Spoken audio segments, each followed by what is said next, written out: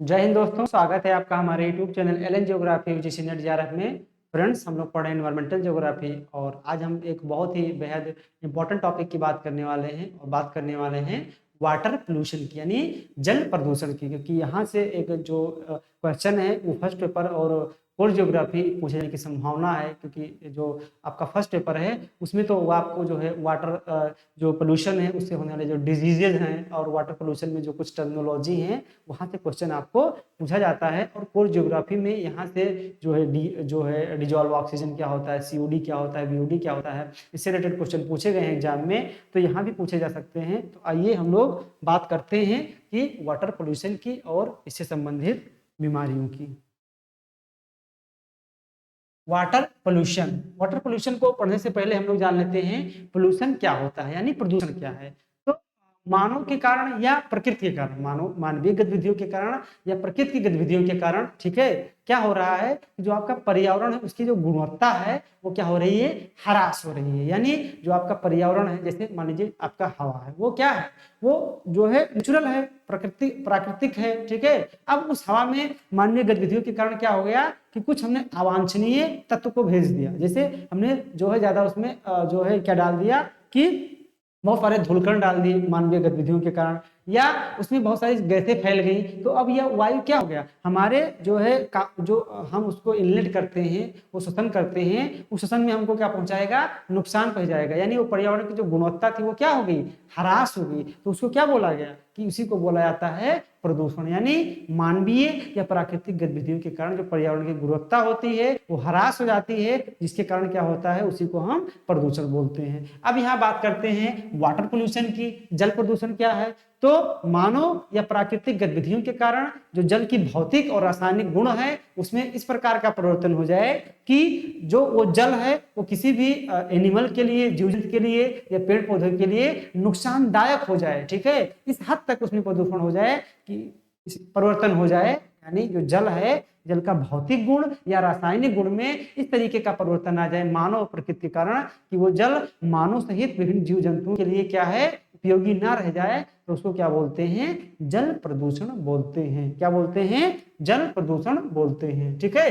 तो आप लोग जानेंगे कि जल प्रदूषण क्या होता है। अब आइए हम लोग जान लेते हैं थोड़ा सा पोल्यूशन के बारे में। तो पोल्यूशन मुख्य रूप से दो प्रकार के होते हैं, एक प्राइमरी पोल्यूशन होते हैं और एक सेकेंडरी पोल्यूशन होते हैं। प्राइमरी पोल्यूशन किसे कहते हैं, प्राइमरी पोल्यूशन उसे कहते हैं जो अपने स्वरूप में रहकर, यानी वो जिस रूप में है वो किसी से क्रिया नहीं करते हैं बल्कि अपने स्वरूप में ही रहकर जो प्रदूषण फैलाते हैं उसको प्राइमरी प्रदूषण कहते हैं। ये प्राइमरी सेकेंडरी का एक क्वेश्चन आपसे फर्स्ट पेपर में पूछा जाता है। अब आइए नाम पूछा जाएगा आपसे कि कौन सा प्राइमरी है कौन सा सेकेंडरी है। तो आपका हो गया डीडीटी, ठीक है, डाई क्लोरो डाई एथिनिल, ऐसे जो है ये क्या है, ये आपका डीडीटी का फुल फॉर्म है। जो आपका हो गया डीडीटी, ठीक है, die chloro diphenyl try ethylene, ये आपका क्या होगा, पूरा का पूरा डीडीटी का फुल फॉर्म हो गया। CO2 हो गया कार्बन डाइऑक्साइड, CO हो गया कार्बन मोनोऑक्साइड, SO2 हो गया सल्फर डाइऑक्साइड,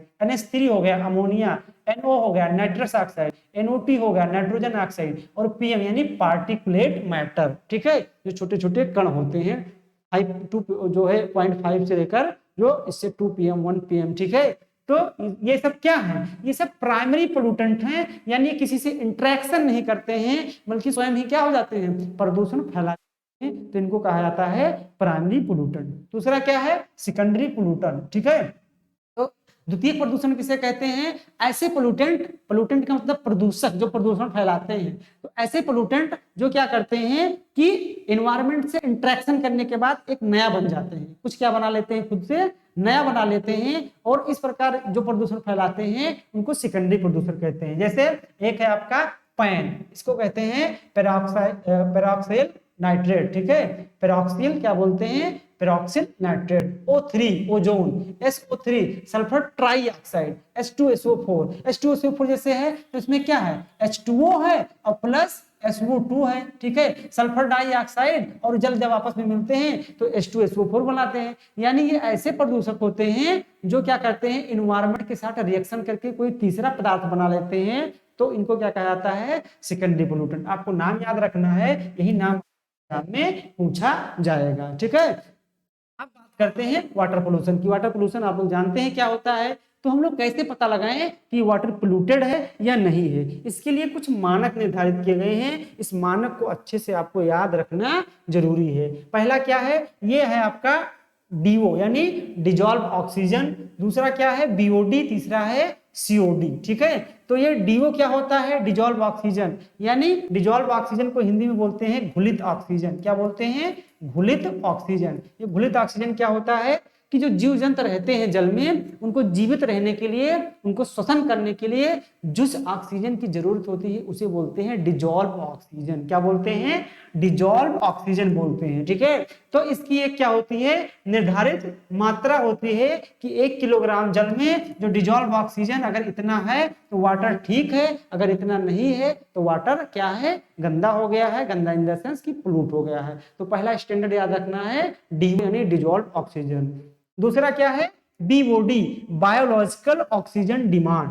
इससे भी पता कर सकते हैं यार कि आपका जल सही है कि नहीं है। बायोलॉजिकल ऑक्सीजन डिमांड क्या है कि जो आपका जल है, तो जल में कुछ क्या पाए जाएंगे, ऑर्गेनिक एलिमेंट पाए जाएंगे और कुछ इनऑर्गेनिक एलिमेंट पाए जाएंगे। ठीक है, कार्बनिक तत्व और अकार्बनिक तत्व। तो इसमें कुछ छोटे छोटे जीव रहते हैं, जीवाणु रहते हैं, बैक्टीरिया रहते हैं। ठीक है, बैक्टीरिया रहते हैं, वायरस रहते हैं। तो जो बैक्टीरिया होते हैं या एल्गी, जो छोटे छोटे बैक्टीरिया होते हैं, ये क्या करते हैं, जो ऑर्गेनिक मटेरियल होता है उसको क्या करते हैं, डिग्रेडेट करते हैं, क्षय करते रहते हैं, यानी उसको खाते रहते हैं और उसको डिग्रेड करने के लिए क्या करना पड़ता है, इनको ऑक्सीजन की जरूरत पड़ती है। क्या करने की, डिग्रेडेट करने के लिए। किस मैटर की, ऑर्गेनिक मैटर को डिग्रेडेट करने के लिए इन बैक्टीरियाज को ऑक्सीजन की जरूरत पड़ती है।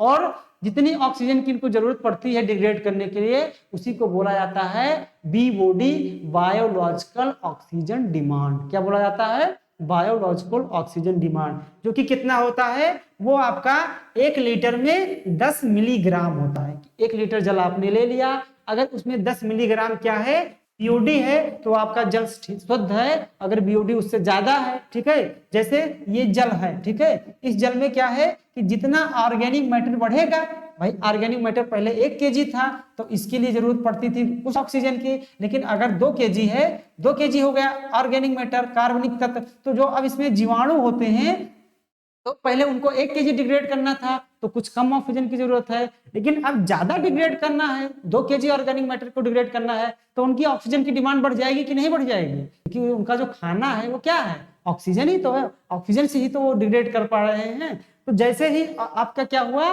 कि ऑक्सीजन की डिमांड बढ़ गई, तो ऑक्सीजन की डिमांड क्यों बढ़ी, क्योंकि अब इस जल में ऑर्गेनिक मैटर 1 किलो के बजाय क्या हो गया है, 2 kg हो गया है। तो इससे आप पता क्या पाए कि हमारा जल क्या हो गया, प्रदूषित हो गया, क्योंकि इसमें ऑर्गेनिक मैटर क्या हो गए हैं, बढ़ गए हैं। यानी इसकी मात्रा जैसे जैसे बढ़ेगी, यानी बायोलॉजिकल ऑक्सीजन डिमांड बढ़ रहा है, तो इसका मतलब क्या है कि वो वाटर क्या है, पोल्यूटेड है। क्या हो रहा है, पोल्यूटेड, उसकी क्या हो रही है, बढ़ रही है, उसका प्रदूषण उसमें और ज्यादा बढ़ रहा है। और BOD जितना कम होगा, यानी BOD अगर घट के आ गया 10 के बजाय मान ली 9 आ गया, तो इसका मतलब बहुत स्वच्छ जल है, क्योंकि जो उसमें जीवाणु हैं उनको ऑक्सीजन बहुत कम चाहिए, यानी उसमें जो ऑर्गेनिक मैटर है उसको डिग्रेड ज्यादा नहीं करना है, और जब ऑर्गेनिक मैटर को ज्यादा डिग्रेड नहीं करना है तो उसमें ऑर्गेनिक मैटर की संख्या कम है, तो वो कम पोल्यूटेड है, यानी बिल्कुल ना के बराबर।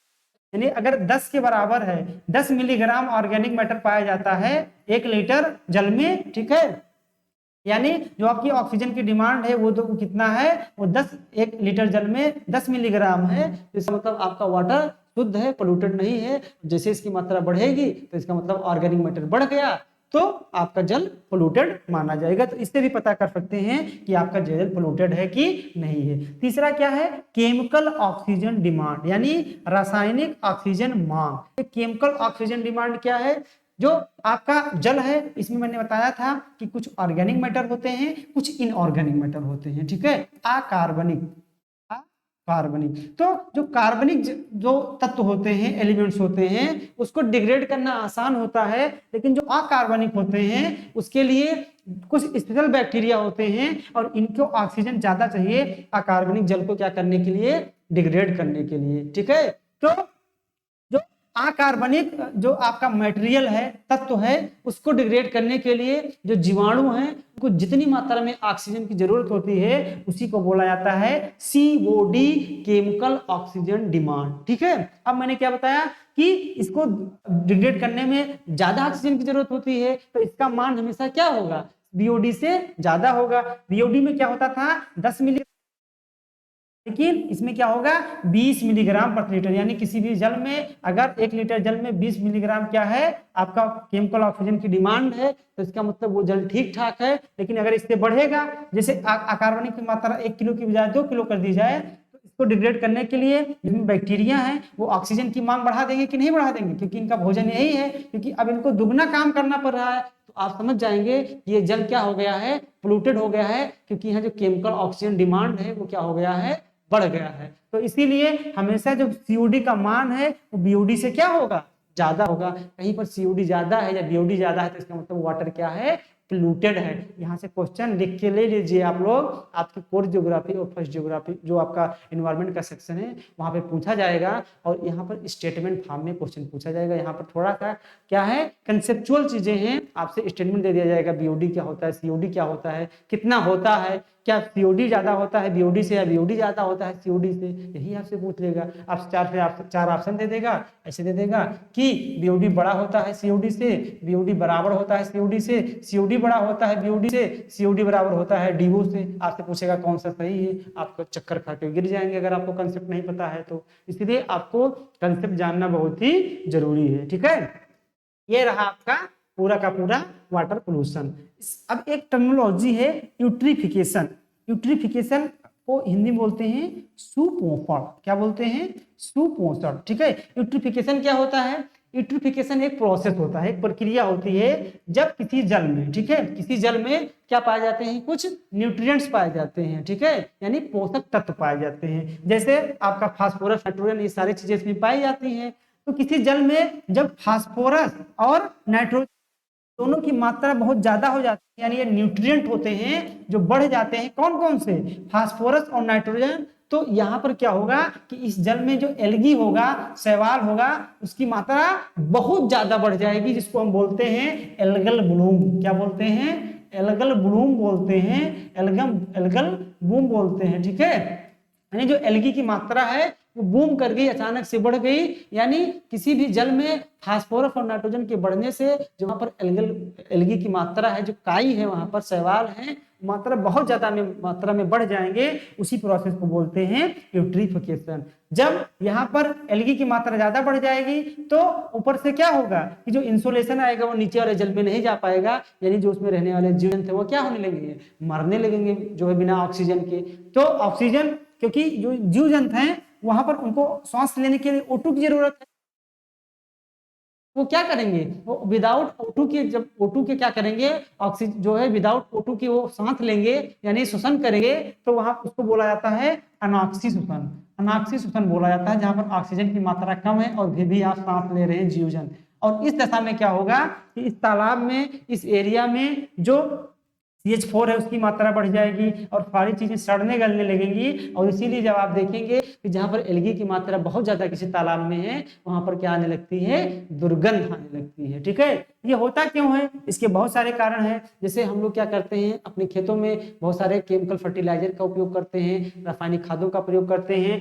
इन रासायनिक खादों में फास्फोरस भी रहता है, नाइट्रोजन भी रहता है। वर्षा के दौरान जब यही जल क्या होगा, बहकर नदियों में जाता है, तो इस जहां पर भी ये गया नदियों या तालाबों में, वहां पर फास्फोरस और नाइट्रोजन की मात्रा बढ़ गई और अचानक से वहां पर एल्गी की मात्रा बढ़ गई और वहां पर क्या हो गया, एल्गल ब्लूम हो गया और वो तालाब का इकोसिस्टम क्या हो गया, पूरे तरीके से बर्बाद हो गया, खराब हो गया। तो आप लोग जान गए होंगे कि यूट्रिफिकेशन क्या है। यूट्रिफिकेशन सुपोषण की प्रक्रिया, वह प्रक्रिया होती है जिसमें किसी भी जलाशय में, वाटर बॉडी में क्या होता है, नाइट्रोजन और फास्फोरस की मात्रा बढ़ने के कारण, न्यूट्रिएंट्स की मात्रा बढ़ने के कारण, पोषक तत्वों की मात्रा बढ़ने के कारण जो है उसका इकोसिस्टम बैड हो जाएगा, वहां पर एल्गी की मात्रा बहुत ज्यादा बढ़ जाएगी। ठीक है, आई होप आप लोग अच्छे समझ गए होंगे कि यूट्रिफिकेशन क्या होता है। अब आइए हम कुछ डिजीज की बात कर लेते हैं कि अगर आप प्रदूषित जल पिएंगे, आप प्रदूषित जल का सेवन करेंगे, चाहे हम करें, आप करें या कोई जीव जंतु करे, पेड़ पौधे करें, तो कौन कौन से रोग हो जाते हैं। ठीक है, तो ये भी आपसे पहले पेपर में पूछा जाता है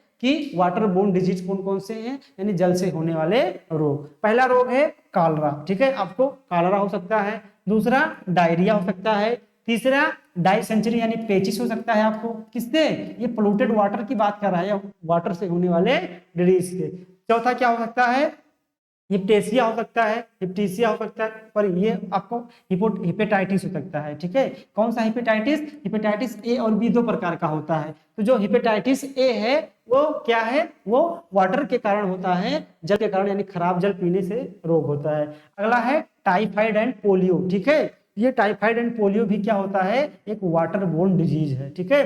पांचवा क्या है? एक मीन माता रोग हो जाता है। मीन माता किसके कारण होता है? मीन माता होता है मरकरी के कारण। जब वाटर में मरकरी की मात्रा बढ़ जाएगी तो उसको क्या बोलते हैं? मीन माता। ये पहली बार देखा गया था जापान में। जापान के जो तटीय शहर थे, तो तटीय शहर से जो आपका वहां पर इंडस्ट्री लगी हुई थी, वो इंडस्ट्री के जो जल थे वो समुद्र में छोड़े जा रहे थे, और उस जल में किसकी मात्रा ज्यादा थी? पारा की मात्रा, मरकरी की मात्रा ज्यादा थी। तो उस मरकरी, उस जल से जो वहां पर पाई जाने मछलियां थी, उस मछलियों में मरकरी की मात्रा बढ़ गई। जब उस मछलियों को वहां के लोगों ने, स्थानीय लोगों ने खाया तो उनके अंदर पारा की मात्रा बढ़ गई, बहुत सारे लोगों की मृत्यु हो गई। इस पर रिसर्च हुआ तो पता चला कि जो जल था उसमें क्या हो गया था? मरकरी की मात्रा बढ़ गई थी, जिससे कौन सा रोग हो गया? मीन माता रोग हो गया। मीन माता रोग किसके कारण होता है? जब जल में मरकरी की मात्रा बढ़ जाती है, ठीक है। बायोमैग्निफिकेशन जो प्रोसेस होता है, आप समझते हैं कि लोअर ऑर्डर से जैसे हायर ऑर्डर में जाएंगे तो जो अगर आपका विषाक्त पदार्थ है, टॉक्सिक मैटर है, उसकी मात्रा बढ़ती जाती है। तो मछली ने खाया, जब मछली से जब मनुष्य ने खाया तो मनुष्य में उसकी मात्रा और ज्यादा बढ़ गई। अगला है ब्लैक फुट रोग। ब्लैक फुट रोग किसके कारण होता है? जब पानी में, जो जल में आर्सेनिक की मात्रा बढ़ जाती है तो आपको ब्लैक फुट रोग हो जाएगा। एक होता है baby syndrome. Blue baby syndrome क्या होता है? जब पानी में नाइट्रेट्स की मात्रा बढ़ जाएगी तो उससे कौन सा रोग हो जाएगा? ब्लू बेबी सिंड्रोम रोग हो जाएगा। एक होता है कैडमियम।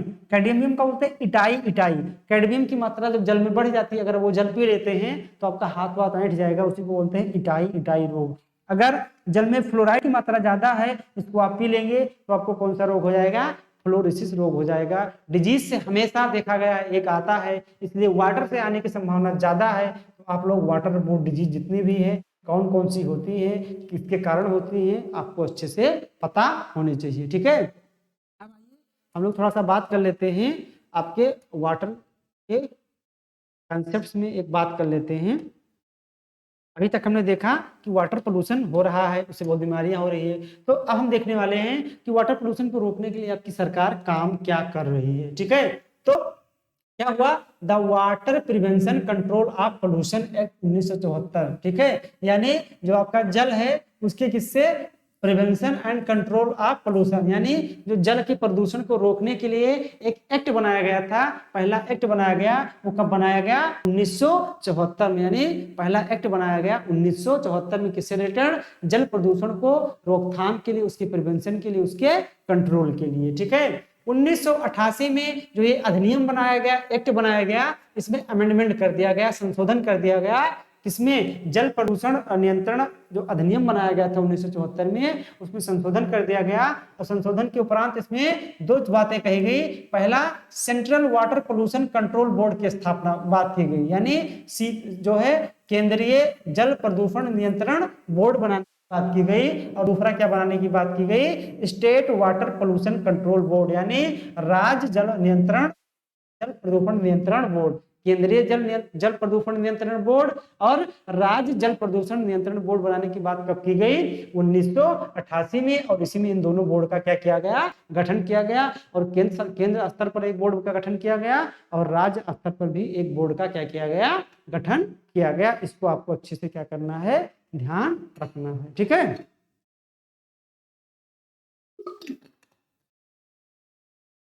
और इसके बाद कुछ और पॉइंट हम लोग देख लेते हैं।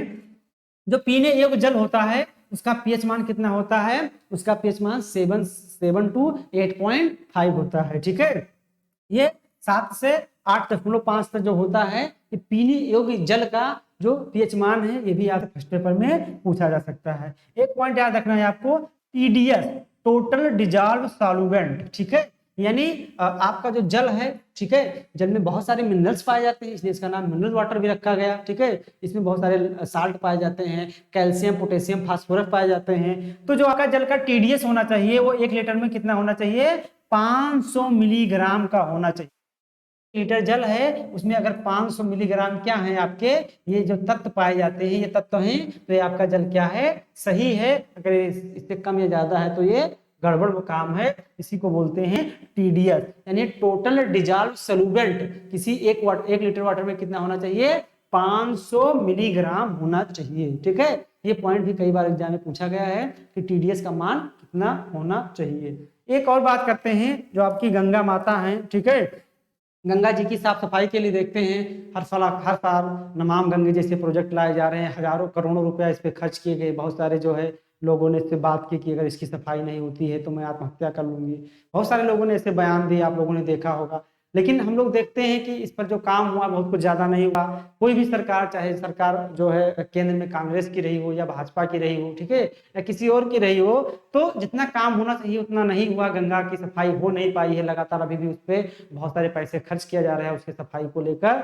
तो गंगा पे कौन कौन से कार्य किया गया है, ये भी थोड़ा सा बर्निंग टॉपिक है, तो इसको भी हम लोग थोड़ा सा देख लेते हैं। तो गंगा पे सफाई के लिए जो पहला बनाया गया बोर्ड, ये बनाया गया सेंट्रल गंगा अथॉरिटी, केंद्रीय गंगा प्राधिकरण। क्या बनाया गया, केंद्रीय गंगा प्राधिकरण की स्थापना की गई 1985 में। और इसका काम था कि आप गंगा जी की सफाई पर क्या कीजिए, अच्छे से ध्यान दीजिए कि वो पोल्यूशन हो रहा है, क्या इसमें कमी है, इसको कैसे दूर किया जाए। तो केंद्रीय गंगा प्राधिकरण की स्थापना कब की गई, फर्स्ट पेपर का बहुत ही इंपॉर्टेंट क्वेश्चन है, 1985 में। 1995 में केंद्रीय गंगा प्राधिकरण का नाम चेंज करके इसका नाम रख दिया गया नेशनल रिवर कंजर्वेशन अथॉरिटी, राष्ट्रीय नदी संरक्षण अथॉरिटी, ठीक है, यानी प्राधिकरण रख दिया गया, राष्ट्रीय नदी संरक्षण प्राधिकरण अथॉरिटी, ठीक है। तो ये पॉइंट भी आप याद रखिएगा कि जो सेंट्रल गंगा एक्शन प्लान था, राष्ट्रीय गंगा एक्शन प्लान 1985 में बनाया गया था, उसका नाम 1995 में 10 सालों में चेंज करके क्या कर दिया गया, जो है नेशनल रिवर कंजर्वेशन, राष्ट्रीय गंगा संरक्षण प्राधिकरण, ठीक है। तो इतने पॉइंट्स आपको पोल्यूशन में याद रखने हैं, ठीक है। अगर इतने पॉइंट्स आप याद रखते हैं तो यहाँ से फर्स्ट पेपर में और जो आपका सब्जेक्ट है वो आसानी से क्या हो जाएगा, कवर हो जाएगा, ठीक है। तो वीडियो कैसे लगा, वीडियो अच्छा लगे तो आप लोग इसको लाइक कीजिए, शेयर कीजिए, ठीक है, ताकि और लोगों को इसकी मदद मिल सके। और आप लोग इसकी मेहनत से अच्छे से पढ़ेंगे तो आपका जो फर्स्ट पेपर है वो भी कवर होगा, और पूर्ण ज्योग्राफी तो आपका अच्छे से कवर हो ही रहा है, ठीक है। मिलते हैं नेक्स्ट वीडियो के साथ। बेस्ट।